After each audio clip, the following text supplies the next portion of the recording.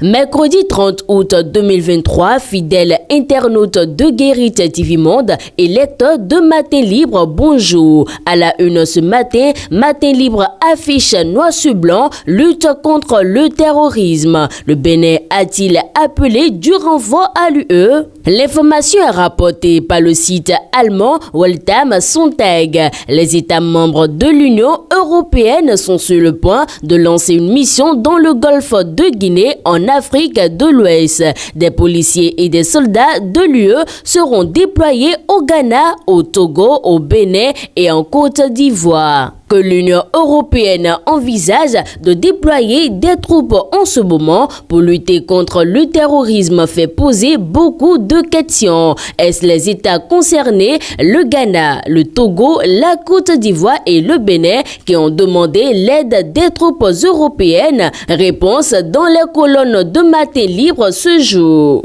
Autre titre à présent, intervention militaire au Niger. Cette guerre, elle n'aura pas lieu selon Ousmane Batoko. Alors que beaucoup reprochent au gouvernement béninois d'opter pour une intervention militaire dans un pays voisin et frais comme le Niger, l'ancien président de la Cour suprême, Ousmane Batoko, appréhende autrement la posture du Bénin. À l'en croire, il s'agit bien d'une posture d'obligation vis-à-vis des engagements pris au sein de la CEDEAO. Toutefois, il se dit convaincu que l'option d'une intervention militaire relèvera bientôt du passé.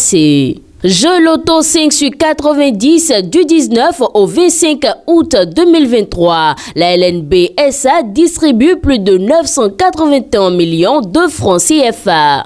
La Loterie nationale du Bénin SA a encore frappé un grand coup dans le rang de ses parieurs avec la distribution de plus de 981 833 510 francs CFA dans la semaine du 19 au 25 août 2023. Une preuve tangible de l'engagement de la Maison du Trésor à changer la vie des joueurs. On parle sport à présent, handball, recyclage des arbitres et délégués. Le formateur NS Rongbe satisfait. Dans le cadre de la phase finale du tournoi de handball du Projet Sport au féminin qui a lieu à l'UAC du 20 au 25 août 2023, les meilleurs arbitres et délégués techniques de la phase 1 et phase 2 du Projet Sport au féminin ont été conviés du 19 au 25 août 2023 à une formation de recyclage basée sur la pratique à travers les rencontres du dit tournoi. Au terme de cette formation, le formateur NS Rongbe dit être satisfait du bon déroulement de la formation et le rendement des unes et des autres. Il voit un avenir meilleur pour l'arbitrage béninois. Et pour finir à présent, saison footballistique 2023-2024, le planning des activités rendues publiques.